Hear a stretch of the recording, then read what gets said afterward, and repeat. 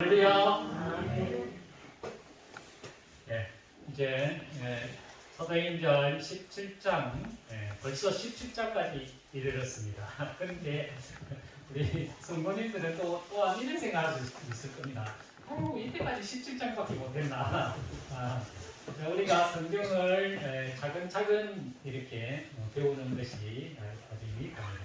지난 주간에 우리가 빌립보 교회를 배웠습니다. 사도 바울이 개척한 교회 중에 4개의 교회가 이 사도행전에서 중요한 교회다. 제가 그렇게 말씀을 드렸습니다. 첫 번째 빌립보 교회고, 그 다음에 오늘 배우는 말씀 데살로니가 교회, 그 다음에 이제 고린도 교회, 에베소 교회, 이렇게 이제 4교회가 성경에 있어서 중요한 교회다. 그렇게 제가 말씀을 드렸으냐, 이 4교회가 성경이 있기 때문에 그렇다는 거죠. 빌립보서가 있고, 데살로니가 전서가 있고, 고린도 전서가 있고, 에베소서가 있기 때문에 이 교회를 향하여 특별히 바울이 애정을 가지고 말씀을 기록했다는 것을 알 수가 있고, 우리가 이 말씀을 잘 알고 배우는 것이 우리 믿음과 신앙생활에 있어서 매우 중요한 사실이라는 사실입니다. 우리가 빌립보 교회는 그 루디아, 비단장사 루디아와 간수가 회개함으로써 교회가 세워졌고, 그 빌립보는 무역을 하는 도시이기 때문에 경제적으로 부유했다는 사실을 알 수 있고, 그 교회가 그 물질을 바울의 그 선교비를 다 제공했고, 그 감옥에 있을 때까지 끝까지 계속해서 선교에 지원했던 교회가 빌립보 교회였다. 그런 것을 우리가 지난 주간에 배웠습니다.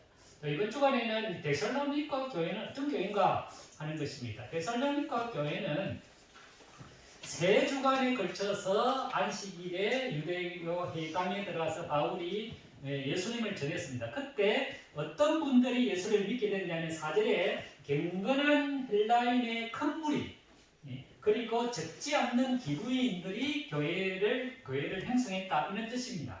그러니까 예부 사람들 중에 약간의 경건한 사람들이 이방인들 중에서 하나님을 믿는 그런 경건한 사람들이 예수님을 믿게 되었고, 거기에 또 기부인들이 약간의 상류층 사람들, 여성들이 예수님을 믿게 된 교회가 데살로니가 교회였다. 그리고 3주간이라는 이 주간은 짧은 기간이라는 거죠.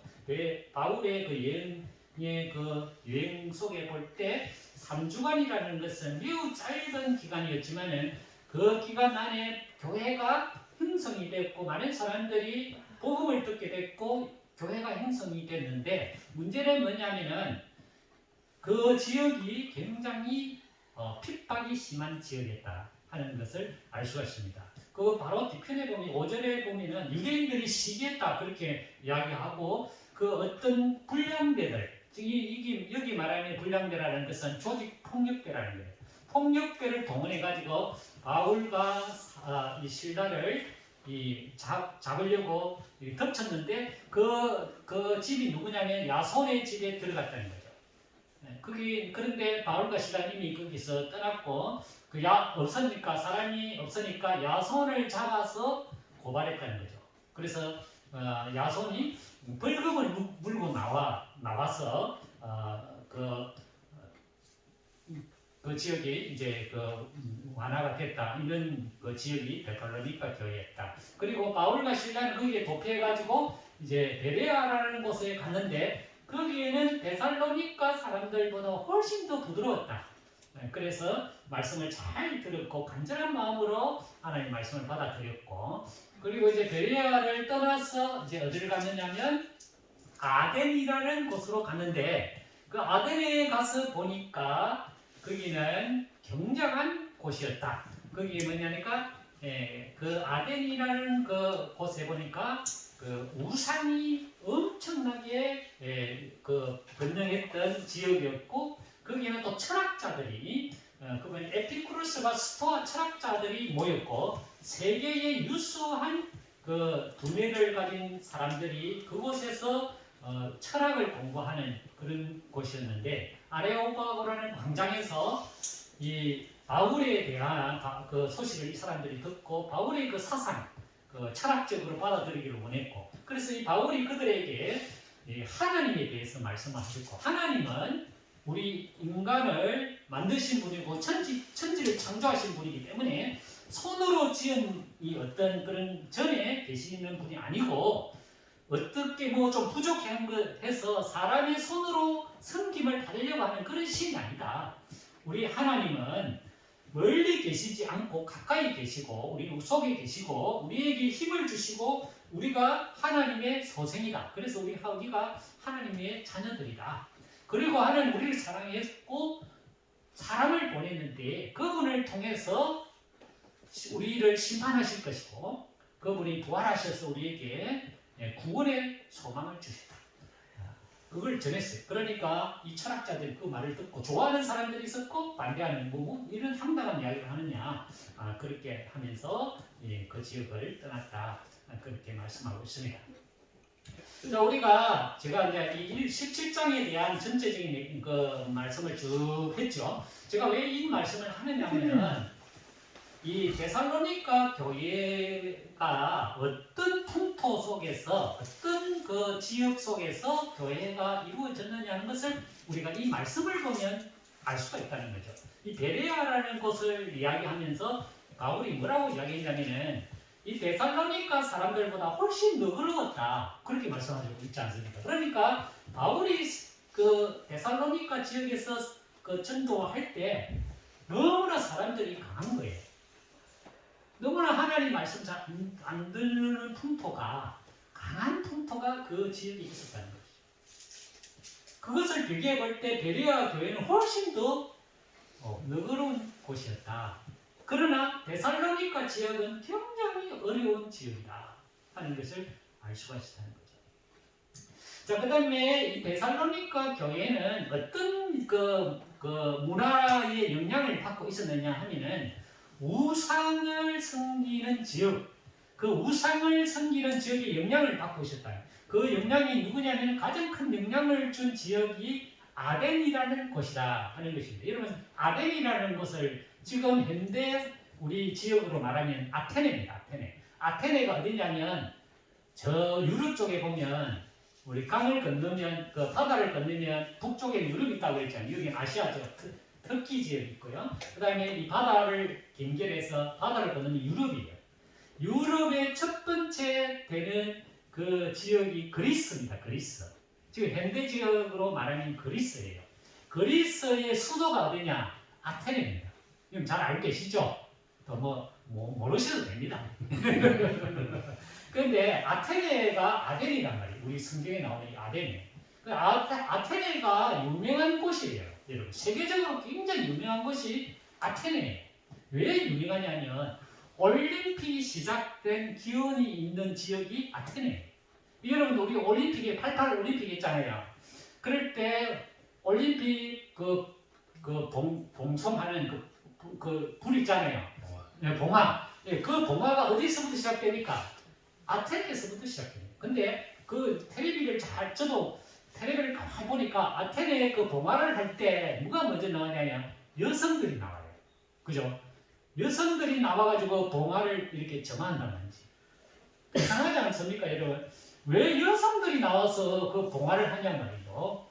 여기 아테네라는 도시가 원래 그 로마 신화, 그 그리스의 신화에 그 신화 속에 여자의 전사의 신이 아테나입니다. 아테나. 그러니까 그 아테네라는 이름을 지어진 도시가 그 수도가 여자의 용사의 신이 아테나의 신이에요. 그러니까 이 아테나의 아덴의 그 도시는 아테나를 섬기는 신전들이 많이 있었다는 거죠. 여성의 그 신을 섬기는 도시예요. 그래서 그 봉화를 채집할 때 여성이 나오는 거예요. 그러니까 이 아테네라는 도시는 우상의 그 정각지였고 그 우상의 그 대상이 누구냐면 여성의 신이라는 거예요. 여성의 신. 그 다음에 아레오바골 광장이라는 곳이 나왔는데 거기에 에피쿠르스 학자들과 스토아 학자들이 절비하게 있었다. 그 사람들은 세계적으로 유명한 철학자였다. 그렇게 말해요. 그 당시에 유명한 세 개의 대학이 있었어요. 이 철학을 가르치는, 그 당시에 철학의 최고의 학문을 가르치는 세계에서 최고의 높은 대학이라는 것이죠. 그 대학이 세 군데가 있습니다. 세계적으로 세 군데 있었는데 하나가 다소예요. 다소. 그 바울의 고향이죠. 다소에 하나 있었고, 두 번째가 여기에 나오는 아테네에 하나 있었고, 그 다음에 세 번째가 알렉산드리아라는 북유럽, 유럽 쪽에 알렉산드리아, 그 나중에 이제 거기에 출생한 또 우리 그 신학자가 나옵니다. 근데 그 이 세 대학 중에 가장 훌륭한 대학이 이 아덴에 있었던 대학이에요. 거기에 세계의 유수한 머리가 좋고 철학으로 굉장한 학문을 가진 사람이 그곳에 공부하러 왔고, 또 그 사람들은 늘 하는 것이 그런 학문이에요. 그래서 그런 학문의 그 영향을 이 데살로니가 교회에 영향을 미쳤다는 거죠.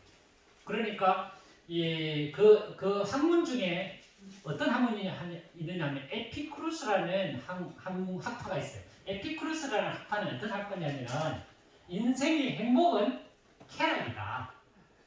쾌락이 인생의 목적이다. 그래서 우리가 인생의 행복을 누리려면 이 세상의 쾌락을 누리는 것이 최고의 행복이다. 그렇게 주장하는 학파가 있어요. 그러니까 그 세상, 그 아덴에 흐르는 세상의 그 문화가 쾌락주의, 좀 우상의 여성의 숭배, 쾌락 최고주의, 이런 문화들이 그 지역을 쫙 덮고 있었다. 유럽이라는 곳이 그런 곳이라는 거죠. 이미 벌써 그런 성적인 그런 그 개방이 오래전부터 됐어요. 우리하고는 전혀 다른 문화 속에 있다는 거예요. 그런데 그런 영향을 데살로니가 교회가 받고 있었다. 자, 그런 것은 이제 교회의 성장의 어떤 주위의 배경이고, 그러면 실제적으로 데살로니가 교회는 그러면 어떤 교회였느냐? 그게 이제 제일 중요한 거잖아요. 그걸 살펴보려고 하면은 데살로니가 전 후서를 가서 살펴보면은 데살로니가 교회가 어떤 교회였다는 것을 알 수가 있습니다. 데살로니가 전서는 5장은 구성되어 있고 후서는 3장을 총 합쳐봐야 8장밖에 안 돼요. 그래서 제가 지금 그걸 읽어봤어요. 첫째, 데살로니가 교회의 가장 그 믿음의 그 좋은 점이 뭐냐면 그들의 믿음의 소문이 많은 사람들 속에 증거됐다 하는 거예요. 그러니까 그 데살로니가 사람들의 믿음이 좋았다는 뜻이죠. 그죠?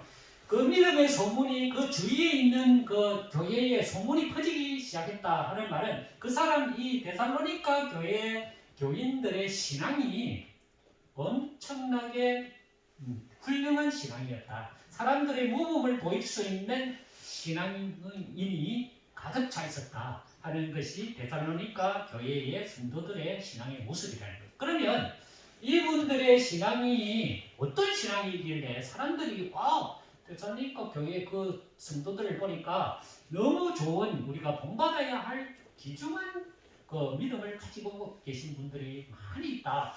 어떤 신앙이었길래 그런 소문이 났을까 하는 것입니다. 이분들의 신앙은 1장에 가서 보면 어떤 신앙이냐면 바울이 이렇게 말해요. 너희는 많은 환난 가운데서 성령의 기쁨으로 말씀을 받아 우리와 주를 본받는 자가 되었다. 그렇게 하십니다.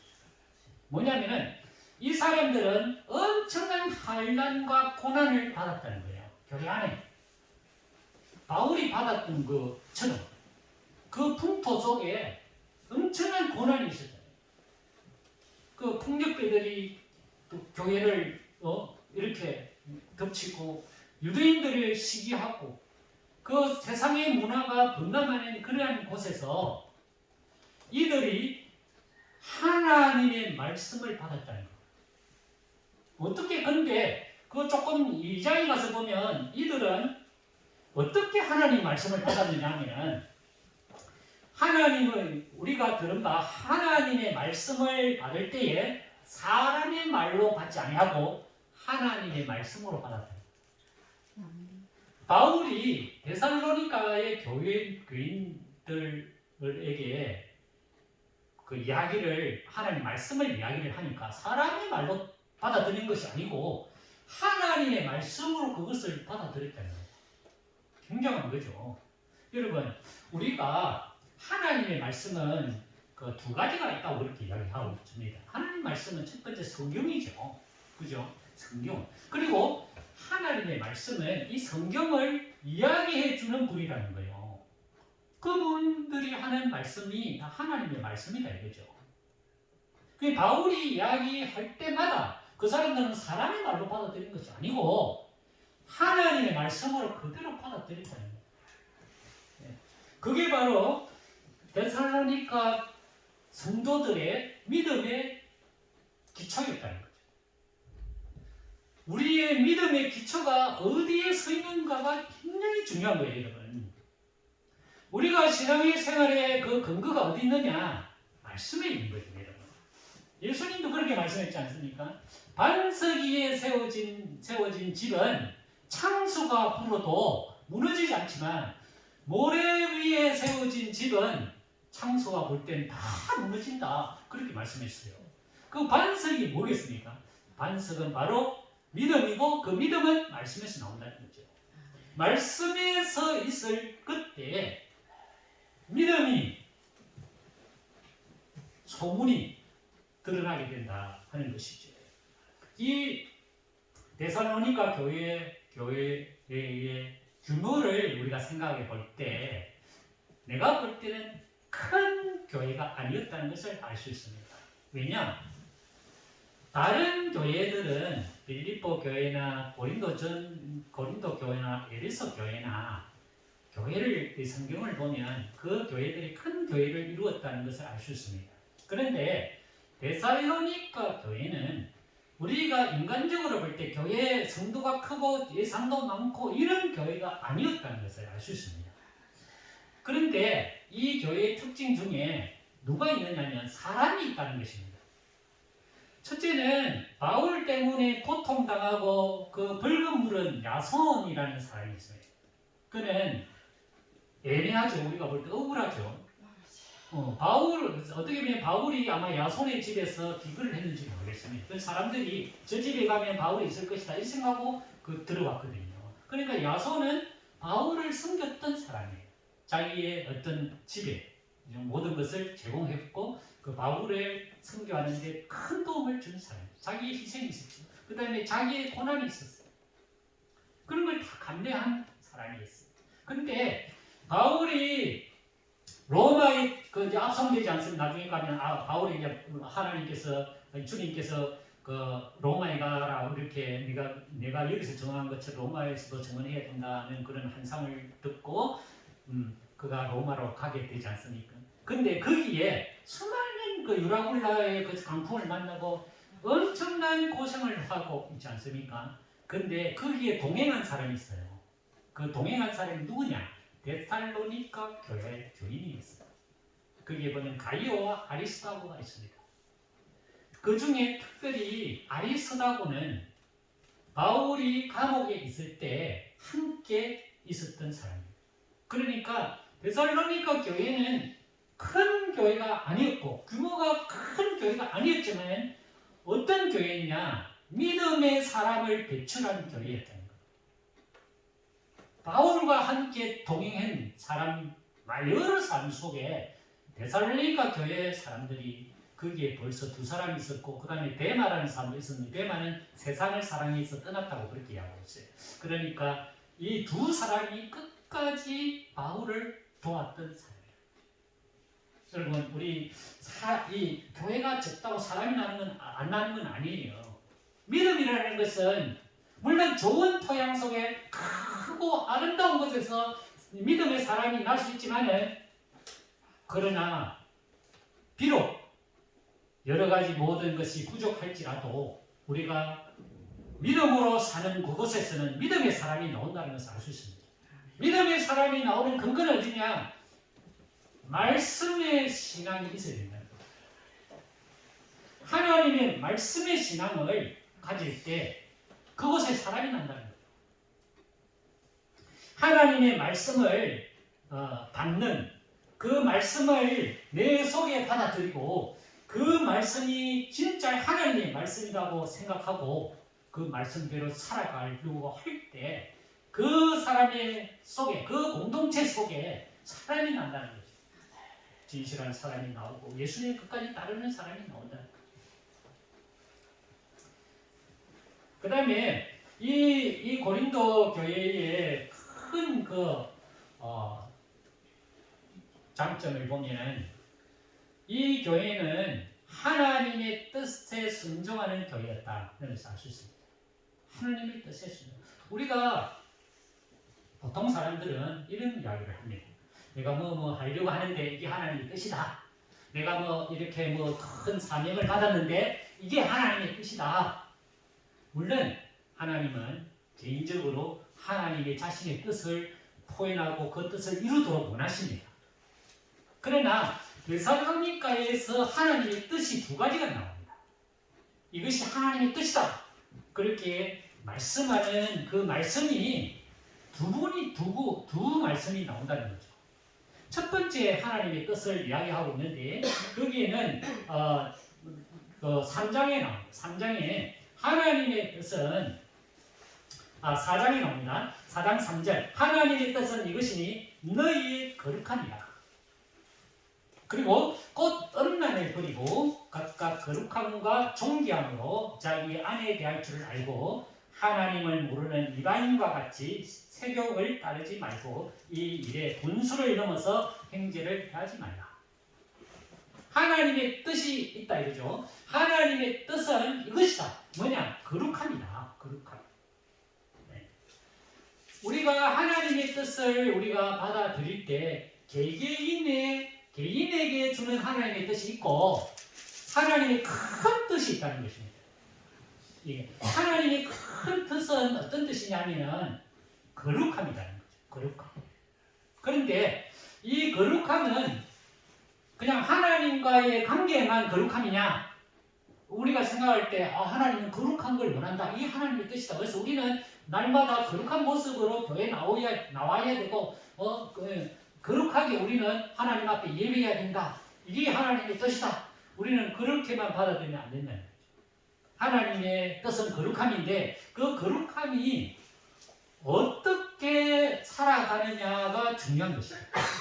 그래서 이 데살로니가 교회의 성도들은 하나님의 뜻을 알고 그 하나님의 뜻을 어디에 적용시키냐면 가정에 적용시키면서 살아가는 것입니다. 그래서 아내라는 말이 나와요. 아내. 하나님의 뜻은 거룩함인데 음란을 버리고 거룩함과 존귀함으로 자기 아내를 대해야 된다는 거예요. 왜 이런 말씀이 나오겠습니까? 그 사회가 여러분 아까 제가 아테네에 대해서 이야기했죠. 아테네에는 우상 숭배가 많죠. 그 우상의 대상이 여성이죠. 거기에 에피쿠르스의 학파가 있어요. 에피쿠르스의 학파는 쾌락이에요. 인생의 행복은 쾌락이라 이거요. 즐기면서 살아라 이거요. 이게 세상에 난 기쁨이다. 세상의 행복이다. 그런 유행이 세상에 꽉 차 있었다는 거예요. 그런데 데살로니가 교회는 하나님의 뜻을 따라 살았다는 거예요. 그 하나님의 뜻은 거룩함인데 그 거룩함을 대상을 가정에 적용시켰다는 거예요. 그래서 세상 사람들과 다른 삶을 살았다. 이런 뜻입니다.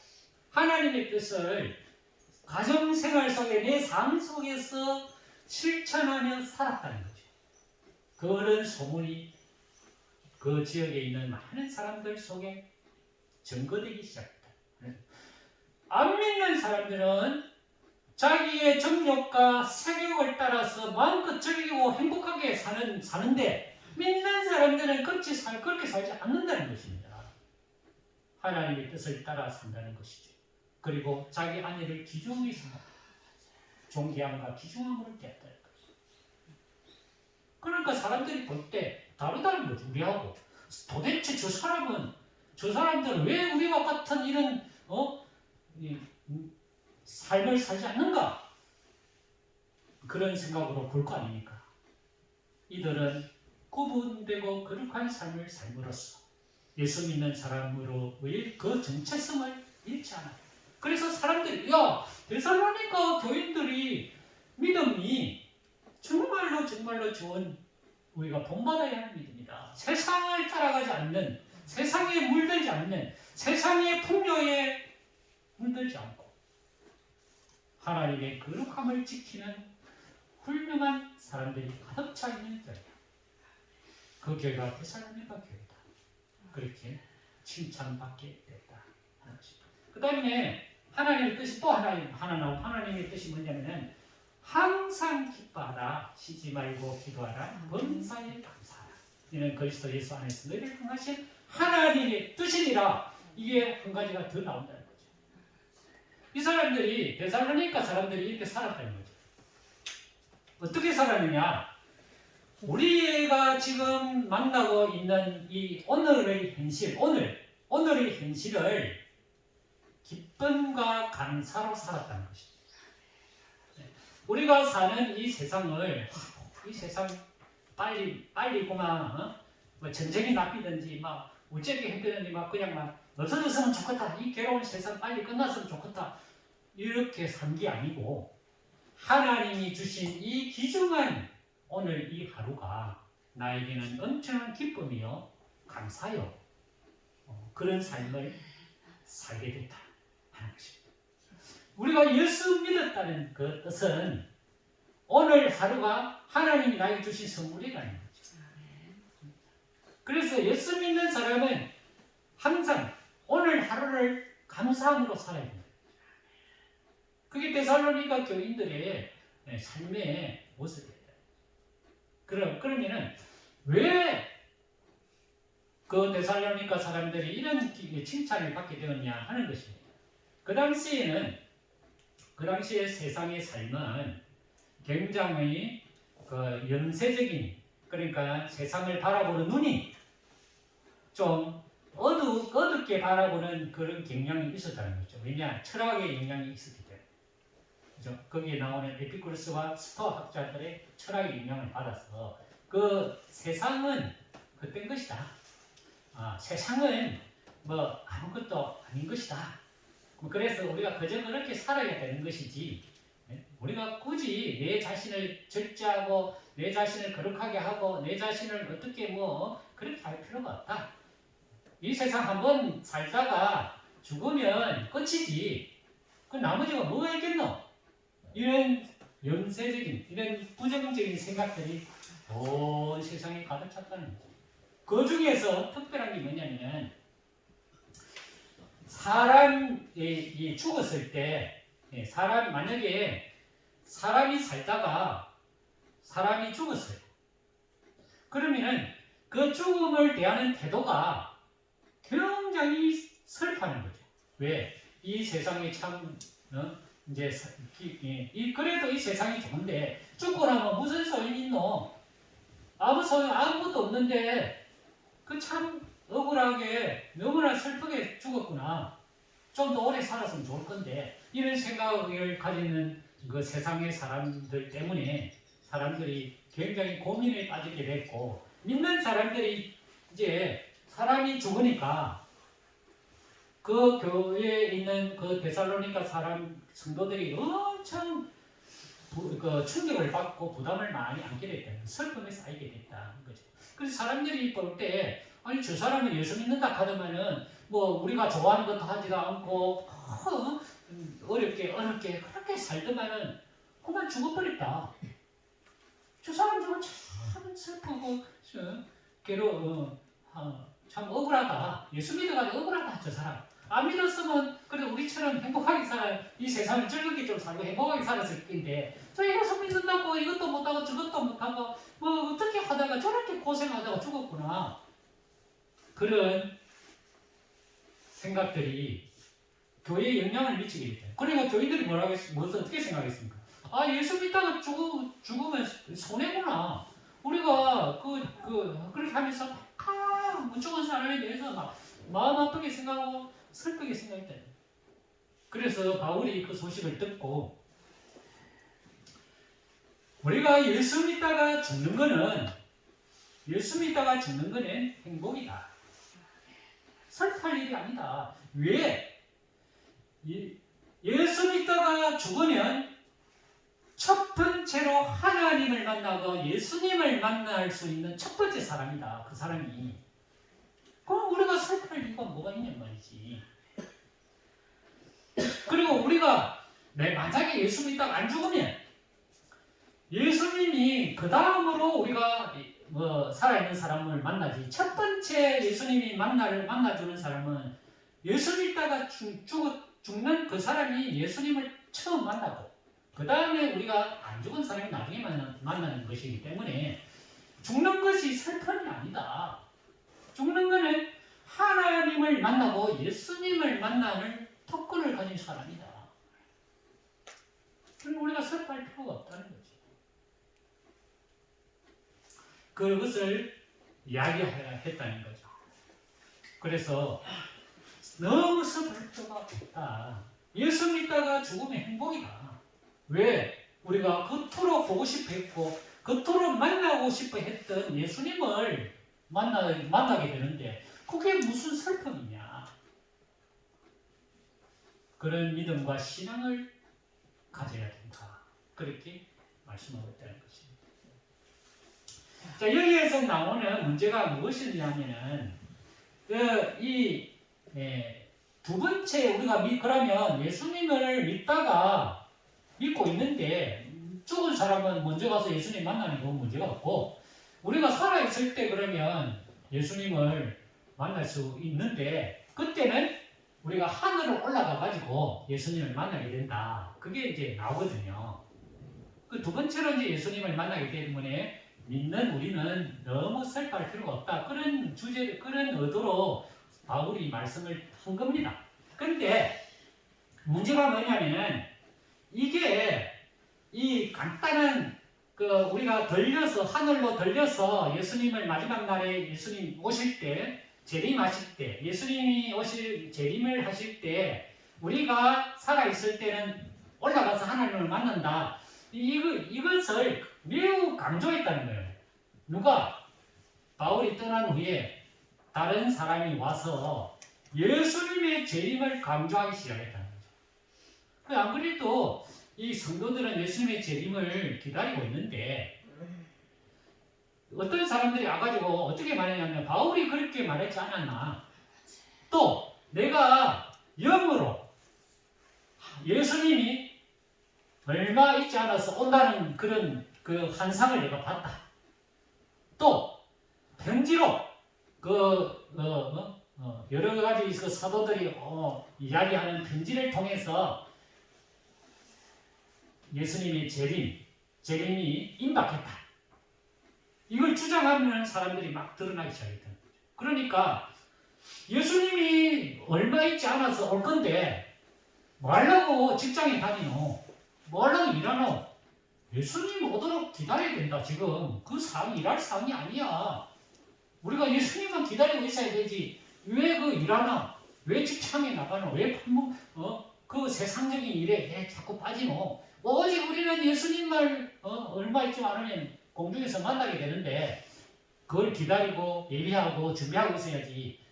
일상적인 삶을 중요하지 않다. 지금 우리가 밥 먹고 사는 게 중요하지 않다. 우리는 예수님을 만나는 것이 중요한 것이다. 얼마 있지 않으면 예수님 온다. 이걸 강조하기 시작하는 사람이 나타나기 시작했다는 거죠.